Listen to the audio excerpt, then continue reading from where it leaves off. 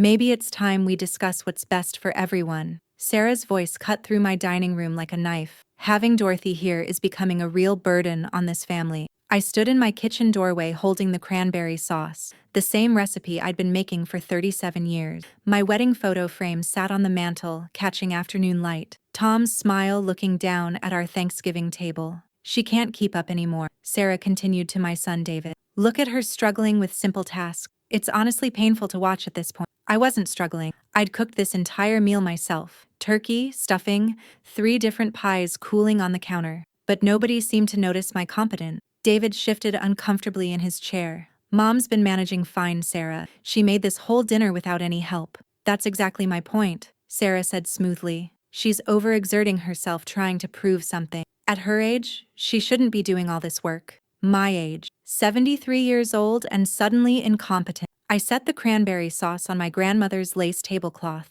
the same tablecloth that had graced this table for 4 decades. We need to talk about assisted living, Sarah said. Somewhere she'd be safer and we wouldn't have to worry constantly. Silence filled the room like smoke. I watched my son's face, waiting, hoping he'd defend the woman who raised him, who taught him right from wrong. He said nothing. I walked back to my kitchen on steady legs, the same legs that had carried me through 40 years of teaching, motherhood, and managing this household perfectly well. Through my window, I could see the bird feeder Tom built, still bringing cardinals to our yard every morning, still working exactly as he'd designed it to work. Silence isn't surrender, it's strength, gathering its breath. I'm Dorothy Fletcher. I live in Millbrook, Tennessee. I taught elementary school for 41 years. I raised a son who became a doctor. I buried a husband I loved with all my heart. Today, my daughter-in-law called me a burden. In my own home, at my own table, while eating food I'd prepared with my own hands. But what Sarah doesn't know is this.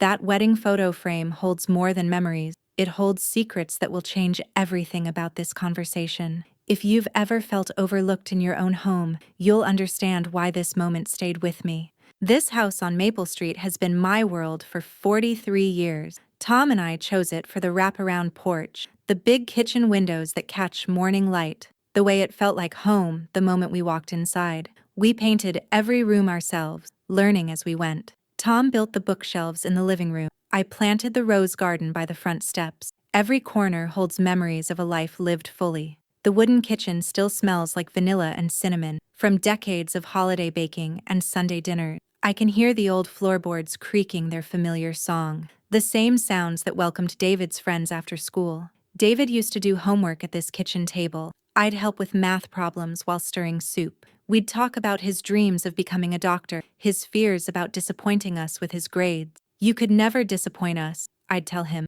We're proud of who you are, not what you achieve. Those conversations shaped him into the man he became, compassionate, thoughtful, dedicated to helping others heal.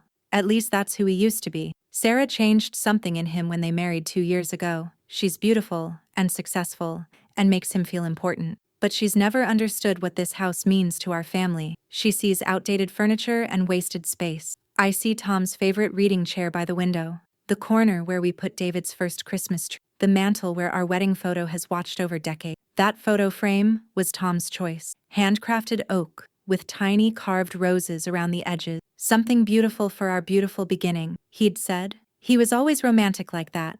The frame holds our wedding picture from 1952. 2 young people promising forever to each other, but tucked behind that photo, invisible to casual eyes, lies something Sarah would never expect to find. Some truths arrive quietly, but change everything. After Tom died 5 years ago, this house became my anchor. Every morning I make coffee in our old percolator. Every evening I water the roses we planted together. I'm not ready to let go of these routines. David visits every Sunday, though Sarah often finds excuses. She doesn't understand why I won't move somewhere more appropriate, somewhere that would make her life easier and her worries disappear. But this isn't about her convenience. This is about my right to choose, my right to stay where I belong, my right to remain the woman I've always been. The changes started small, like paper cuts that sting but don't seem serious. Sarah would rearrange my spice cabinet during visits. Just trying to help you stay organized, Dorothy. She'd move my favorite coffee mug to a higher shelf. This placement is safer for someone your age, as if I might suddenly forget how to handle dishes. My photo albums disappeared from the coffee table. I put them somewhere they won't get damaged, but she couldn't remember exactly where that somewhere was. Maybe you should write things down, she suggested kindly. Lists help when memory starts to fade. My memory hadn't faded. I could recite every student's name from 40 years of teaching, but Sarah's suggestions planted seeds of doubt in David's mind. Mom seems a little scattered lately, he mentioned after one visit. Sarah's just trying to help her stay independent longer. Dignity whispers what anger cannot. The real shift came during David's birthday dinner last month. I'd spent all day cooking his favorite meal, pot roast with carrots, the way his grandmother taught me, apple pie with the lattice crust he loved. Sarah arrived with a store-bought cake. I thought this would be easier for you, Dorothy. All that baking must be exhausting at your age. She set her cake next to my homemade pie. The contrast was obvious, my careful work versus her convenient purchase, but she made it sound like kindness. We don't want you overexerting yourself, she said sweetly. There's no shame in accepting help when we need it. I watched David choose her cake over my pie, watched him praise her thoughtfulness while my dessert sat untouched, the pie I'd made with love and decades of perfected technique. That night, I found my kitchen rearranged again, plates moved to different cabinet, silverware drawer reorganized, small changes that made my own space feel foreign. A home remembers the hands that built it. When I mentioned it to David, Sarah was ready with explanations. I was just trying to make things more accessible. The old system seemed confusing and potentially dangerous. My kitchen had never been dangerous. I'd cooked thousands of meals without incident, but suddenly, everything I did was questioned. Everything I knew was wrong. Maybe you didn't notice the changes, David said gently. Sometimes we don't see our own limitations developing gradually. Limitations, as if living 73 years had made me incapable of managing the same tasks I'd handled effortlessly for decades. I began to understand then. Sarah wasn't helping me stay independent. She was building a case for my dependence. Every kindness came with a price tag of doubt. The pattern became clearer with each visit. She'd suggest I was tired when I felt energetic, point out small mistakes while ignoring larger successes, question my memory about conversations we'd just finished having. Are you sure that's what the doctor said? She'd ask. When I'd relay medical information perfectly, clearly, maybe you misheard or misunderstood the instruction. My driving became a constant source of concern. These roads are getting busier and more dangerous. Maybe David should take you to appointments now. My banking habits required oversight. Online scams target seniors specifically. Perhaps I should help you review your finances monthly. Each suggestion was reasonable on its surface. Each concern seemed to come from genuine caring. But together they painted a picture of declining competence. That simply wasn't true. October brought the first real losses. Small items began disappearing from their usual places. My reading glasses vanished from the kitchen table. My favorite bookmark went missing from my novel. I'm sure they'll turn up, Sarah said when I mentioned it. Things have a way of getting lost when we're not paying attention. When we're not paying attention. As if I'd become absent-minded overnight. As if 40 years of keeping house had taught me nothing about organization and care. My recipe box disappeared from the counter. The wooden box that held my grandmother's handwriting, my mother's secrets, my own discoveries from decades of cooking, gone without explanation. I put it somewhere safe, Sarah assured me. Some of those cards were getting fragile and yellowed with age. Safe, but she couldn't remember where safe was. And those fragile cards were my history, my connection to women who'd cooked with love before me. The living room felt different too. My favorite throw pillow vanished, the one Tom bought me for my 60th birthday. Small things, meaningless to others but precious to me. Sarah's explanations were always reasonable. Maybe you moved it and forgot. Maybe it's in the wash. Maybe we should look together when you're less tired. As if searching for my belongings exhausted me, rather than energized my determination to find them, to reclaim what was mine. I started checking my bedroom more carefully. Dresser drawers seemed different, slightly disturbed. My jewelry box had been moved an inch to the left, small enough to doubt myself, large enough to notice. Some objects hold memories, not value. The wedding photo frame on the mantel remained untouched. Sarah probably saw it as sentimental clutter, an old woman's attachment to better times. She had no idea what it really contained. Behind our wedding picture, pressed against the backing, lies a document Tom had me hide there. Years ago, when he started worrying about what might happen if I ever needed protection from well-meaning family members. A handwritten letter in his careful script. explaining things about our finances that Sarah doesn't know, about provisions he made for my independence, about legal protections he arranged without telling anyone. The letter also contains instructions about what to do if someone tries to force me from my home against my will, about rights Sarah assumes don't exist. Tom was a quiet man but a wise one. He'd seen too many widows manipulated by family members who confused love with control, who thought they knew better than the women, who'd lived successfully for decades. Just in case, Dorothy, he'd said when we hid the letter. Just in case someone mistakes your kindness for weakness, your age for incompetence. I wasn't angry anymore. I was awake. The pieces were fitting together now. Sarah's rearrangements weren't help. They were confusion tactics. Her kindness wasn't care. It was control. Her concern wasn't love. It was manipulation disguised as family duty. But she'd underestimated the woman she was dealing with, the teacher who'd managed 30 children at once, the mother who'd raised a son through every challenge, the wife who'd built a marriage and home that lasted through joy and sorrow. I began planning my response carefully, not in anger, but in wisdom, not for revenge, but for justice, the quiet kind that restores rather than destroys.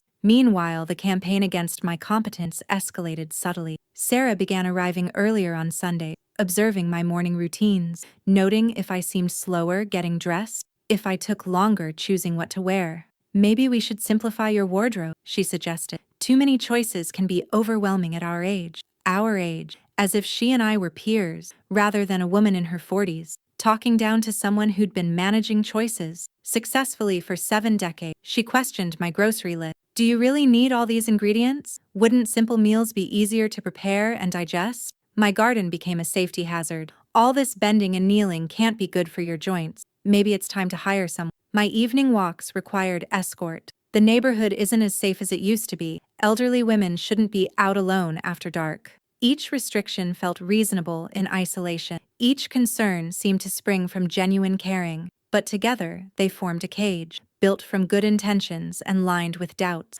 about my ability to continue living as I'd always lived.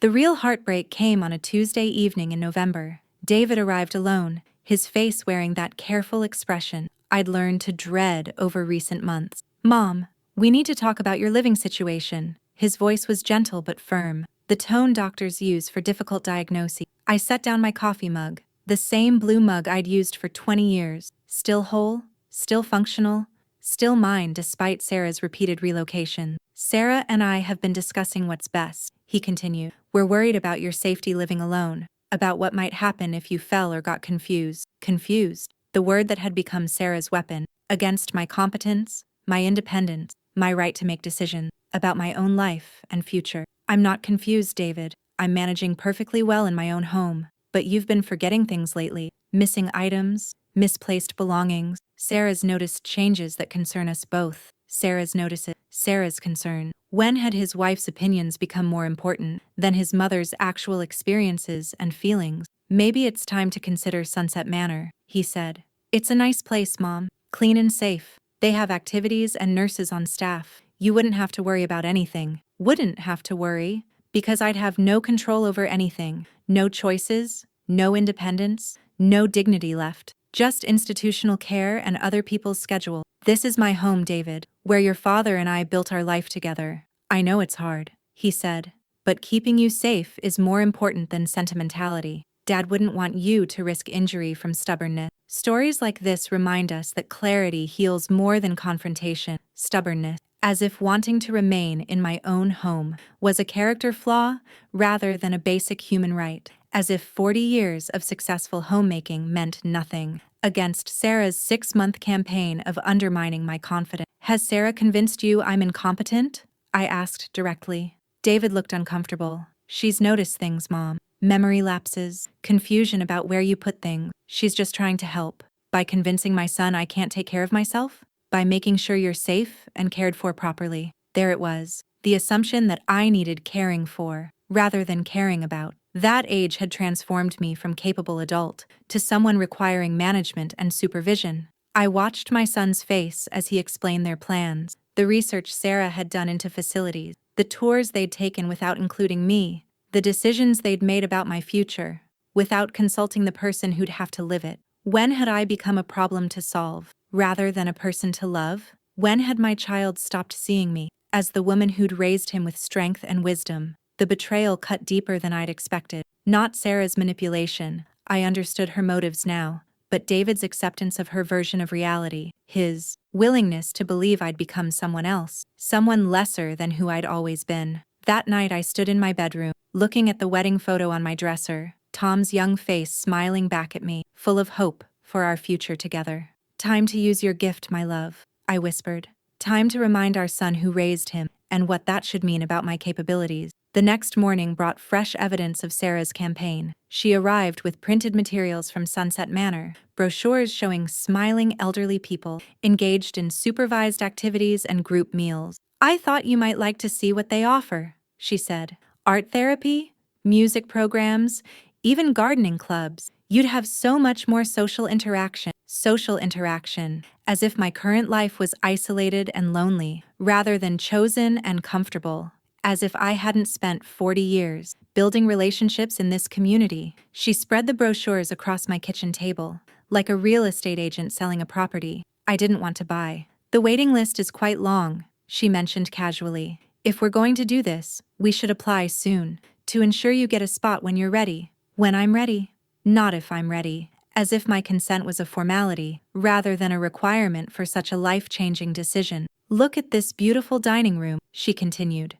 "Professional chefs preparing nutritious meals. No more struggling with grocery shopping and meal planning." Struggling, as if yesterday's perfectly prepared Thanksgiving dinner had been an ordeal rather than an accomplishment. As if decades of successful homemaking meant nothing against her superior planning. I realized then that Sarah wasn't just building a case for my incompetence with David. She was building it with me too, trying to convince me that resistance was foolish, that surrender was wisdom. But she'd made one crucial mistake. She'd assumed I was the helpless widow. She wanted me to, rather than the prepared woman Tom had ensured I would remain.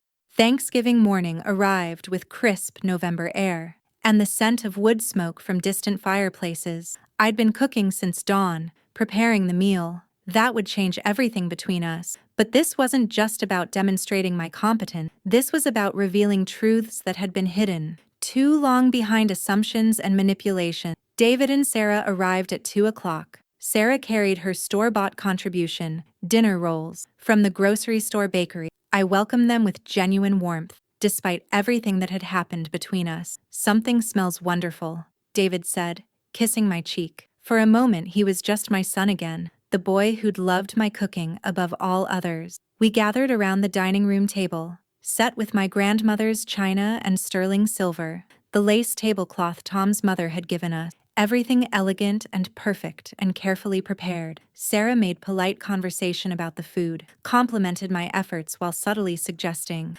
I'd overextended myself again with all this cooking. "Next year we should really consider catering," she said. "Save you all this trouble and ensure everything turns out properly." Ensure everything turns out properly, as if 40 years of successful holiday meal meant nothing against her superior planning ability. That's when I decided the time had come. Calm truth cuts deeper than loud accusation. "Sarah, there's something I need to share with you both," I said, standing and walking to the mantel where our wedding photo waited. "About this house and my place in it." I lifted the frame carefully, showing them the picture. Tom and me on our wedding day, young and hopeful and ready for whatever came. "Beautiful memories," Sarah said dismissively. "But sometimes we have to let go of the past, for our own good and everyone else's peace of mind." "You're right about letting go," I agreed. "But first, let me show you what you don't know." I carefully removed the backing from the frame. Behind our wedding photo lay Tom's letter, folded small but preserved perfectly. "After all these years of waiting," David frowned. "What is that, Mom?" "A letter your father wrote, before he died, when he was worried about what might happen to me if someone tried to take advantage of my supposed vulnerability." I unfolded the letter and began to read. Tom's voice speaking from beyond the grave. About financial provisions I'd never mentioned. About legal protections in place for situations exactly like this. About a trust fund that made me independently wealthy. About a house that belonged to me completely, with legal riders that prevented anyone from forcing me out against my will. Sarah's face grew pale as I read. David's eyes widened with each revelation. About money they didn't know existed. About independence they'd assumed I lacked. Your father was a wise man, I continued. He knew that sometimes people mistake kindness for weakness, age for incompetence, love for the right to control. Some distances heal more than apology. The letter also contained Tom's observation about warning signs to watch for, gaslighting techniques that might be used against me, ways that well-meaning family might be manipulated into believing I needed saving from myself. He saw this coming? David asked quietly. He saw the possibility, and he prepared me for it, just like he prepared me for everything else. In our marriage, with love, wisdom, and respect. Sarah found her voice finally. Dorothy, I never meant to, she started. I know what you meant, I said gently. You meant to help, in your own way. But help should build someone up, not tear them down. Support should increase independence, not create dependence. I looked at my son directly. David, your father raised you to respect women, to trust their judgment and honor their strength. What happened to that teaching? The room filled with awareness and uncomfortable realization about assumptions made without evidence, about decisions made without consultation, about love that had become control, without anyone noticing the transformation. But this wasn't about punishment or humiliation. This was about restoration and healing, about returning to relationships based on respect rather than management. Tom's letter contained more than financial details. It included specific instructions about medical decisions, about end-of-life care that would honor my choices, about legal documents that prevented anyone from overriding my clearly stated wishes. He thought of everything, I continued, including this moment when I might need to prove my competence to people who love me but don't trust my judgment anymore. The letter also mentioned my teaching career specifically, awards I'd received for excellence, recommendations from principals and parents, evidence of a lifetime of responsible decision-making, and successful problem-solving under pressure. 40 years of managing classrooms full of children, I read. 40 years of helping young minds grow and learn. 40 years of earning respect from colleagues and community members who trusted my judgment. Sarah shifted uncomfortably in her chair. David studied his hands, unable to meet my eyes. The weight of evidence was overwhelming. Their assumptions had been wrong from the beginning. There's one more thing, I said quietly. Tom also prepared for the possibility that someone might try to have me declared incompetent without proper medical evaluation or legal representation.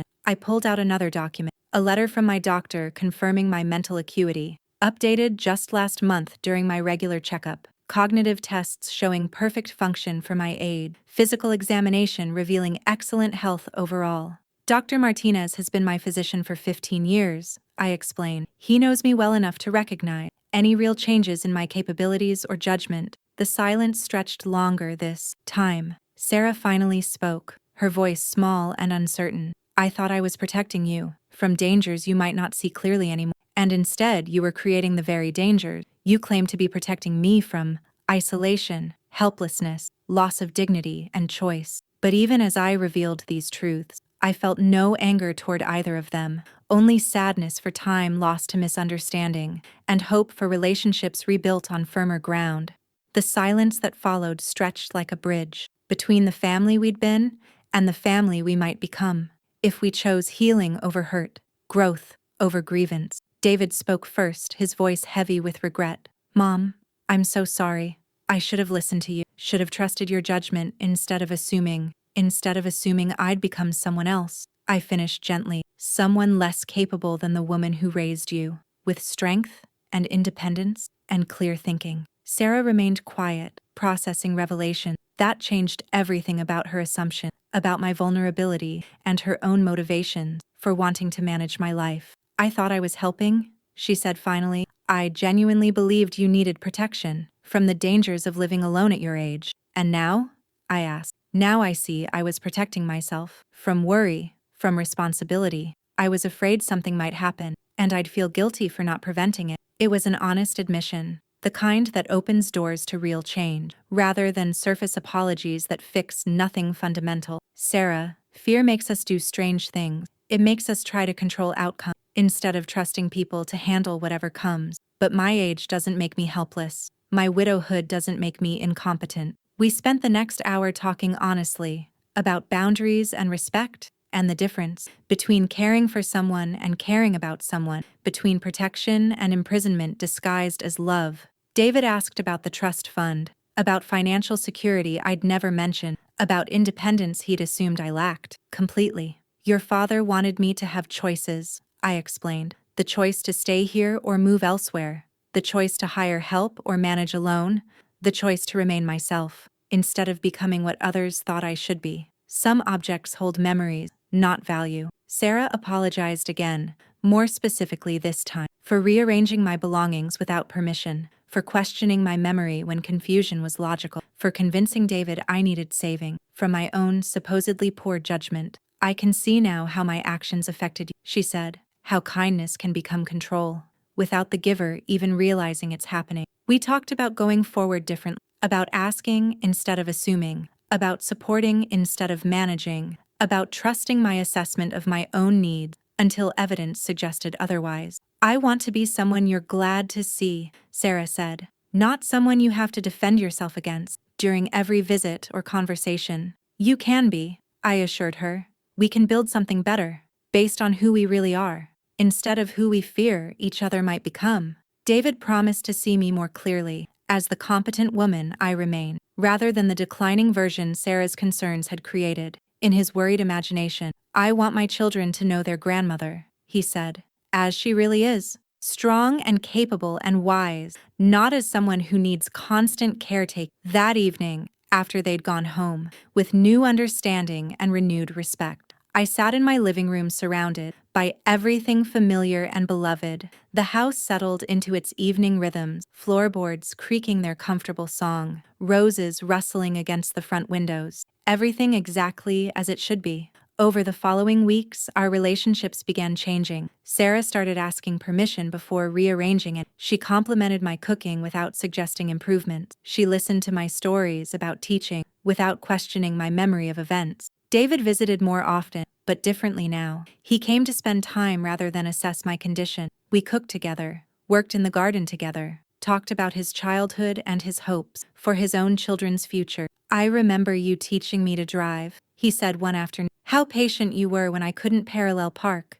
How you never made me feel stupid for making mistakes while learning. Everyone learns at their own pace, I replied. Everyone deserves patience and encouragement while they're figuring things out. I forgot that wisdom somewhere along the way, he admitted. Started thinking I knew better than you about your own life and capabilities. Sarah began sharing more about her own fears, about aging parents in another state, about her worries for their safety, and her guilt about living too far away to help them daily. I was projecting my anxieties onto you, she confessed, trying to control what I could hear, because I couldn't control what was happening there. Understanding grew between us slowly but steadily, built on honest conversations about fear and love, about the difference between helping and hovering, about respecting someone's right to make their own choices, even when those choices involve some risk. The Sunset Manor brochures disappeared from my kitchen table. The discussions about assisted living stopped entirely. Instead, we talked about modifications I might to make this house more comfortable as I continued aging in place. Maybe grab bars in the bathroom eventually, I suggested. Not because I need them now, but because planning ahead makes sense. We could widen the front door opening, David added. Make it easier to move furniture or equipment, if that ever becomes necessary. Planning with me instead of for me. Respecting my timeline and preferences, while acknowledging that needs might change over time in ways none of us could predict. Christmas that year felt different from the tense Thanksgiving we'd shared just a month before. Sarah brought homemade cookies to complement my traditional dinner. David helped with preparations without questioning my methods. We exchanged gifts with genuine affection. Sarah gave me a beautiful journal for recording family recipes. So we don't lose your grandmother's wisdom, she said. And so my children can learn your techniques someday. David's gift was a framed photo of the three of us together in my kitchen, looking relaxed and happy, like the family we'd become again, through honesty and mutual respect. If this story touched something familiar, may your next chapter be softer than the last. I learned important lessons during those difficult months about the difference between love and control, about the importance of preparing for possibilities, about the strength that comes from knowing who you are and refusing to become someone smaller just to make others comfortable. Real love trusts people to know their limitations. Real care offers support without demanding surrender. Real protection builds strength rather than dependence on others for basic life decisions. Your life belongs to you, no matter your age. Guard it accordingly with wisdom and determination. And remember, the strongest people are those who remain themselves, despite pressure to become what others expect. Age brings experience, not incompetence. Gray hair represents wisdom, not confusion. And sometimes, the quietest justice is simply refusing to disappear when others suggest you should. The wedding photo frame sits on my mantle again, Tom's letter safely hidden behind our smiling faces, ready for the next time someone mistakes my kindness for weakness, my age for incompetence. Some secrets are worth keeping, some truths are worth protecting, some battles are worth fighting, with quiet dignity and unshakable resolve.